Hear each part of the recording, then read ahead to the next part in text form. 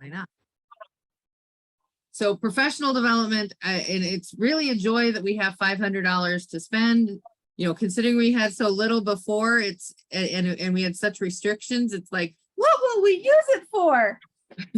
But there are a lot of wonderful things that we can use it for. And now we can use it for books and travel, which we couldn't previously before this new contract that we're in. So I'm going to share my screen because it's the simplest way to walk you through how to go about doing this. And then we'll have some question and answer so that if you have specific questions about how to handle something with professional development, rather than me trying to second guess and think what everybody has to have answered, this way you guys can get the actual questions you need answered. And if you think that you're the only one with said question, chances are somebody else has got it in your head, as we saw earlier with the anonymous question, and then somebody else who wasn't the anonymous asker asked the same question. So, okay, so let me share my screen.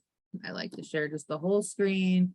We're going to go to this. So when you go onto the website, the main page of the website, you can get to everything through our page, though you will have to log into Inside COD.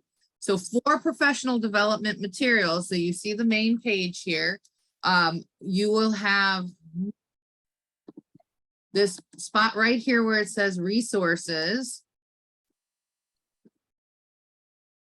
To unshare that. There's different places that you can go, and we have multiple things here. So if you do, for instance, get assigned to being on a committee, we have here extra duty pay. That's the form for that, and other instructions and resources. But for professional development, we have two lovely things going on. So we have a list that we developed that I am working on some things to add, and I've got it about halfway done to post up, with some other resources that you can put up, things that, you know, have been approved for myself or others, or if you've been approved for something, you can add it. So we have this lovely form that you can fill out and say, hey, I did XYZ and I filled out the form. I got it approved. I got it paid for. It was great. And then maybe sure to let us know how to find it, because you never know what resources are out there and other ideas. And right now we have a current one that one of our professors or one of the counselors at COD wrote a book. And since you can now get books, that's a great resource. But how do you apply? And here's the most important tip. Start early. The minute you know you want to do something, get your forms filled out for approval. And there's two reasons why. One, because everybody's busy and it might sit in someone's email for a short amount of time. And here's the lovely how-to file that we're still working on as well. And this gives you a list of all the things that are covered. But if you fill that form out early and you click here to get to the form, I have it already open on my computer because for whatever reason, I can't get into, what do you call it? Inside COD. Well, not for whatever reason. I don't remember my password. But who else has that problem? Sometimes they can't remember their password. Yeah. It's fun and it's saved in your computer. And if you forget one spot, yeah. But this is the form, the new form that was created, and it's fillable. So you can just type in your information. So as long as you can type, which apparently today I can't because, you know, I'm presenting. So, but you fill out the information, you go down, you can, what's really cool about it, and this has been in play for a couple years from the previous contract even, is if your organization for what you're doing is in the COD system, you can request prepayment. You can also request prepayment if they're not in the system, but it needs about 3 months to 4 months leeway if you're going to add a new organization into the system.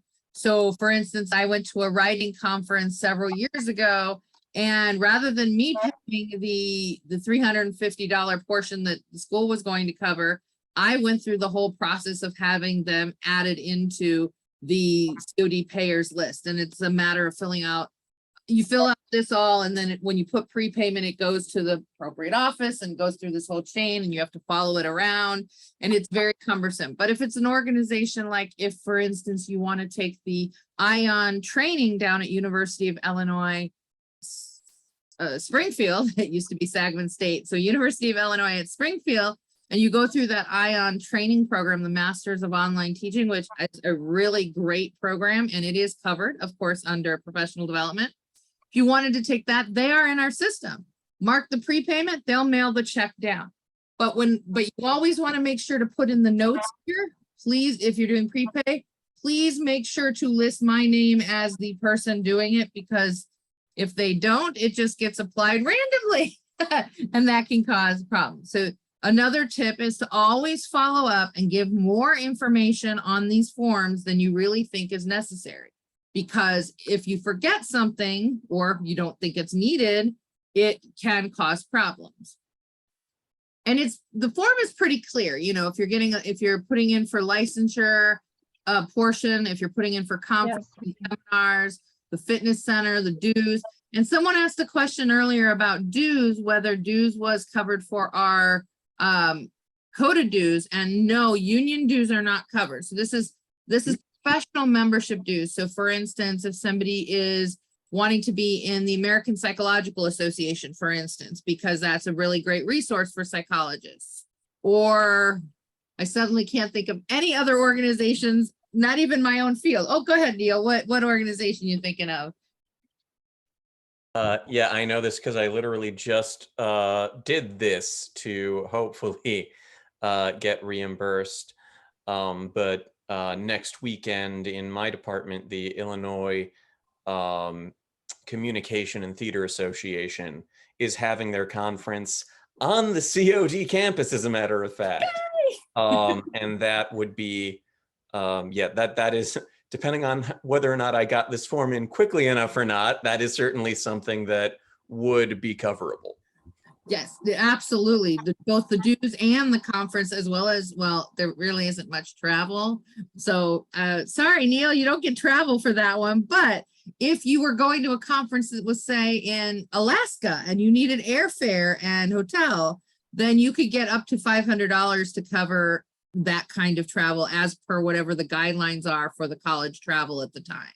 So whatever full-timers can do, you can do as well with the travel. So if they can fly on a plane, you can get the reimbursement for flying on the plane. Certain things aren't available for prepayment. Like for instance, you can't have them pay for books. You have to pay for that and be reimbursed. Certain travel has to be paid for by you and be reimbursed. But if you're thinking about, for instance, a conference in Alaska, I've got Alaska on my brain today, and the conference fee is like $100. That's only $100 of your $500. If your airfare is $300, you still got another $100 to help defray the cost of your hotel expenses. And it really will make it more viable for us as adjuncts to be able to be out in our respective fields to rely on these different aspects that we're doing. And I would like to just add something here, please, Bonnie Jean. Oh, sure. This was something that we fought really hard in bargaining to expand the way this money can be used and to increase the amount, because it never used to be used for books before, only subscriptions. You couldn't use it for hotel or airfare. You could only use it for the conference fee. And so this actually, if some of you may recall, our negotiations went on until September, which was much longer than we expected. And this was one of the reasons, because we were not really going to give in on this. The college kept saying, well, you guys don't even use all your money. And our response was, that's because you don't hardly let us use it for anything. And so that went back and forth, but it all turned out okay in the end. We got the increase to 500 and we got the expansion of what it can be used for. So this is kind of a plea to you guys too, to use the money, because they do keep track of what's used. And, like I said, we fought hard for this. So we would like them not to come back to us and say, well, look, you're not even using what we gave you. And remember, it does have a cap on it, which Bonnie Jean can talk about. Yeah. So that's why she's saying apply early if you're thinking of it too. Yeah. The earlier you can apply, the more likely you are to get to go, because if we hit that cap, and I think we did get it doubled, right, to 30,000. Yeah. So $30,000 is the total amount that they'll spend. Now, it is possible we could ask for an increase if we somehow suddenly hit 30,000, but chances are they won't give it to us. But it would give us great grounds for the next contract to say, hey, look, for 3 years in a row, we hit 30,000 and had to turn people away. So we want that to happen. I mean, we don't want people to be Yeah, turned. no, it was doubled to 60, sorry. It used to be 30, now it's 60. Right. Thank you. Right. I misremember. We kept going back and forth with that. Right, we did. Like they didn't even want to go up, but I couldn't remember. But like some of the other thing is like licensures. It used to just be if your position required it, but now it's if their position requires or recommends licensure.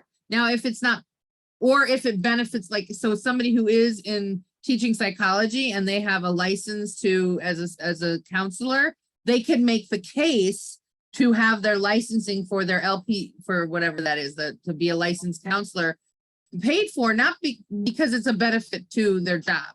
Now, it's not technically part of it, but here again, this is one of the biggest tips. Better to ask for it and not get it approved than not ask for it and be like, well, they're not going to approve it anyway, when maybe they would have. And a perfect example of this is about 10 years ago when I first learned that there was professional development. I went to my dean, and I teach sociology, but I'm also a writer. And I teach my students how to write as well in sociology, but I also personally do writing. There was a conference I wanted to go to, a writing conference, and I said to my dean, I would love to go to this conference. And yes, it's not about writing in sociology, but it's about writing, in any form of learning and expanding your writing will benefit me in teaching my students. And I told her up front, yes, it benefits me in my other world, but it also benefits me on campus.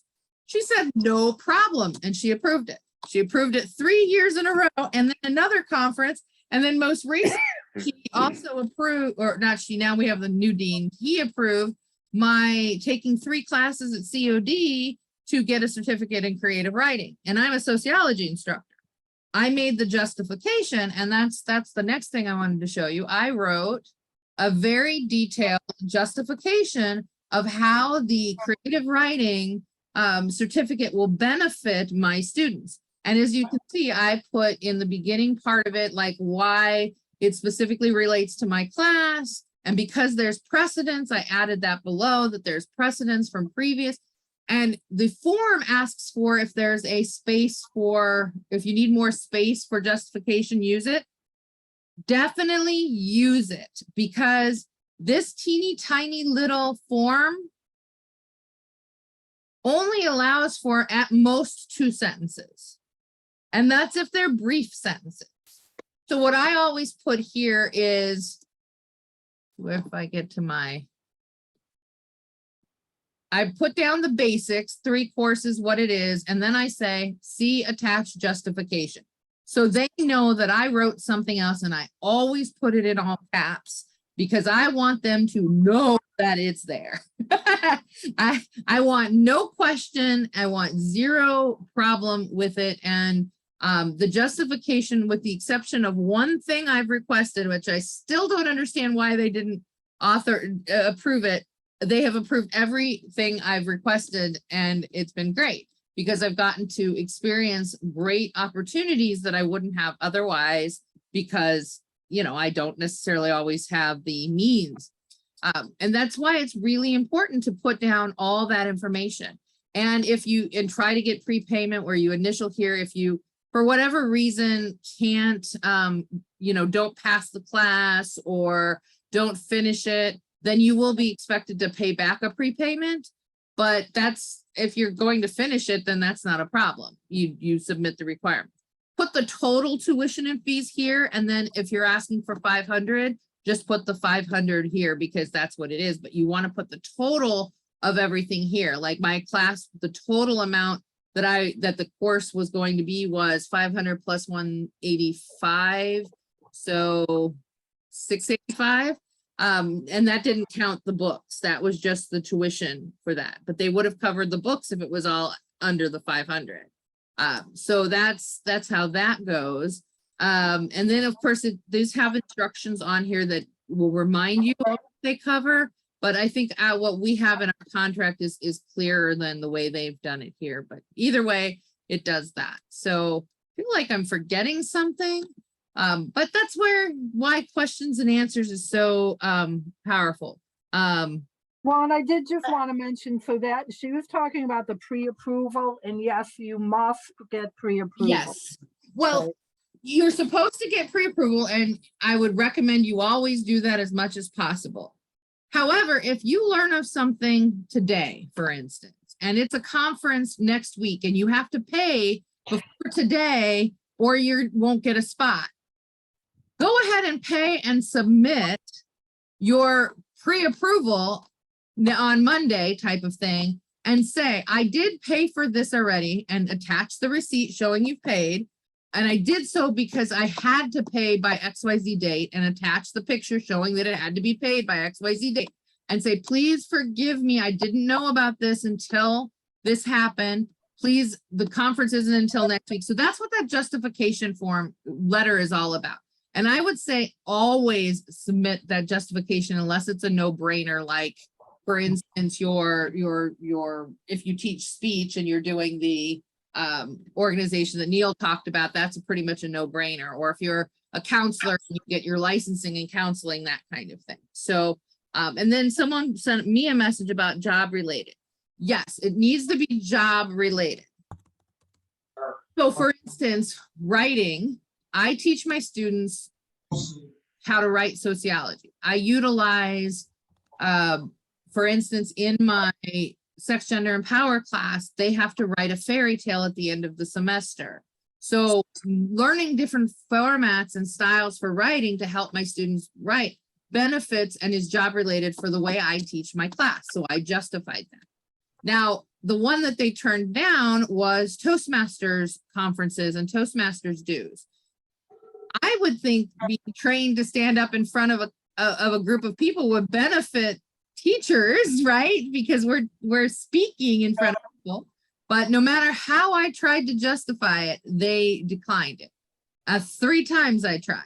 And Neil and I have actually had great debate about whether his department, being that it is about speeches, if they would approve it. I'd be curious to find out if somebody's in Toastmasters and submits it to speech. But I only bring that up is because you have to show that justification.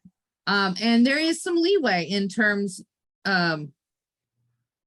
yes, and yeah, believe unless you have a lot of leeway in terms of time, we'll ask what I need. Yeah.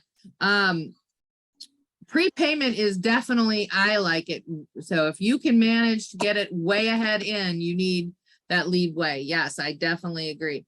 But job related is really important. So you have to be able to show clear justification why it is. Even, I guess there was another time I was declined. I teach sociology, which is about culture, and I wanted to take an art class, and learning art is culture. But I was declined because my dean did not see it as directly benefiting my teaching, even though I made a really great rational argument. So don't be disheartened if some things that are off the wall don't get approved. I'm actually still 10 years later shocked she approved the writing. But I now every single time there's precedence for this because I've been given this so it's great. And one other thing about the pre-approval, what Bonnie Jean said is correct. You know, if you have, it's last minute and you need to do it, but in general, try to avoid that. Yes. They can technically deny funding you if you don't get pre-approval. So right. I'm not saying like generally they won't if it's something understandable like she described and you justify it, but to be on the safe side, get pre-approval. Yeah. And also, you and also, can you tell can you give the dates of the year-to-year date where this funding runs? Yeah. I will, yes.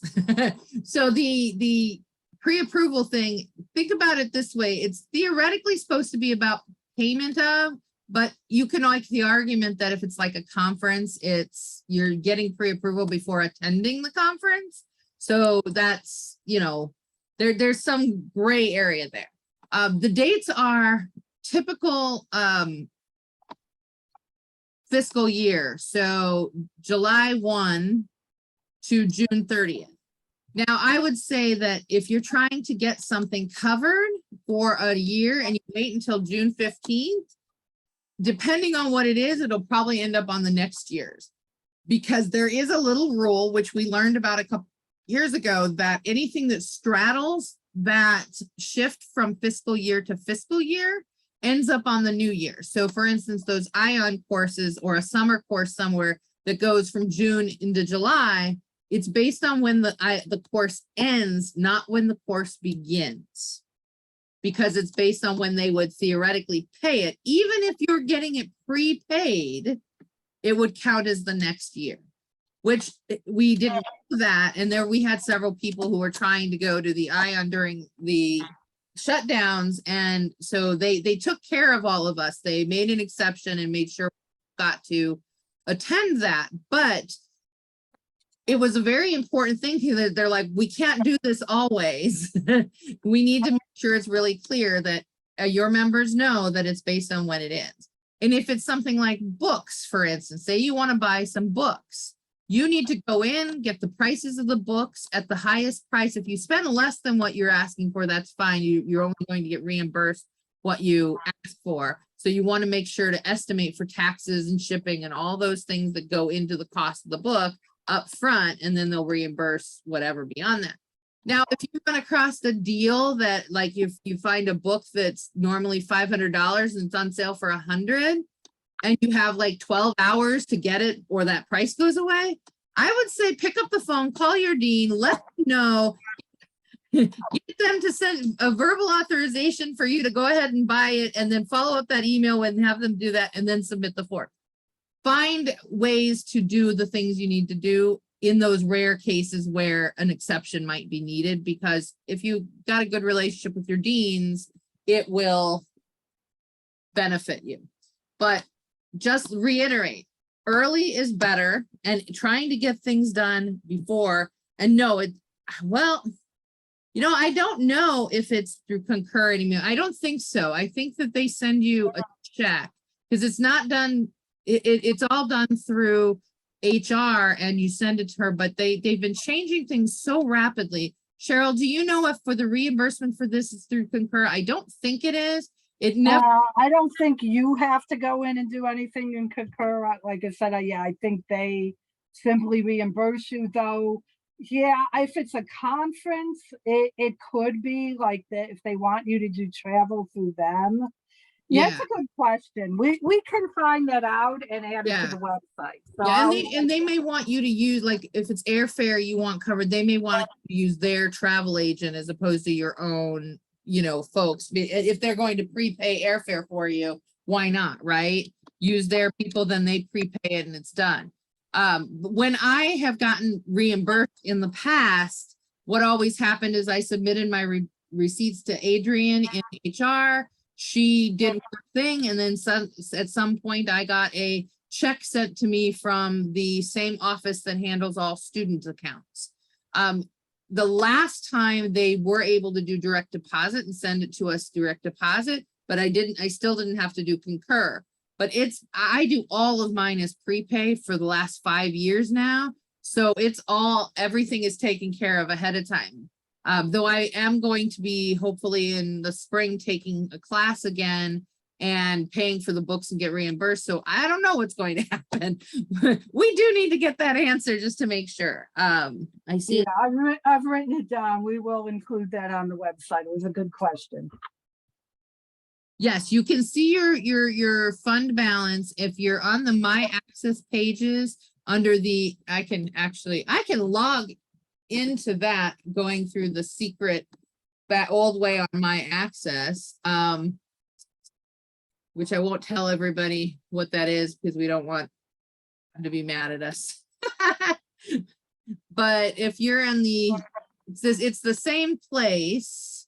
Let me get back to share my screen.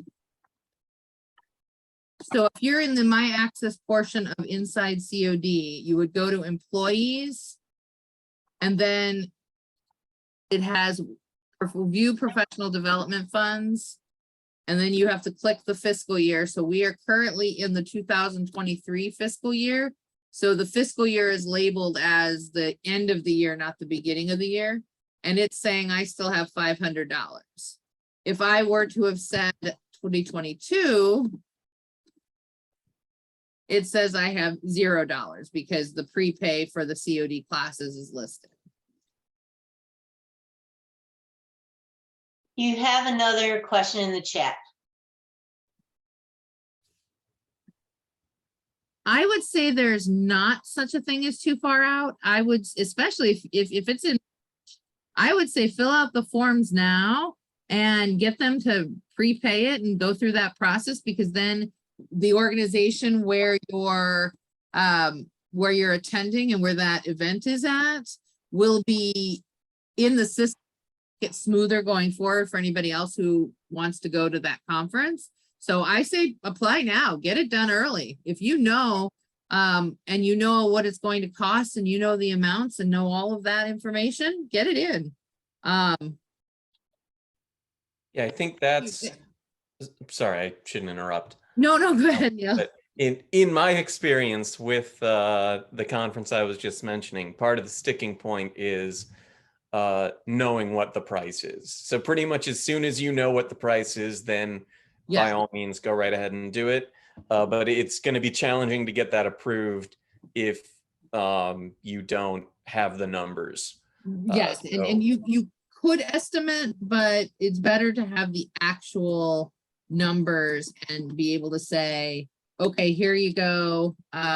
That's, how this is. And if anyone wants help, wants me to look over your form, read your what do you call it? Your justification, I'm happy to help by putting my email and cell phone in it.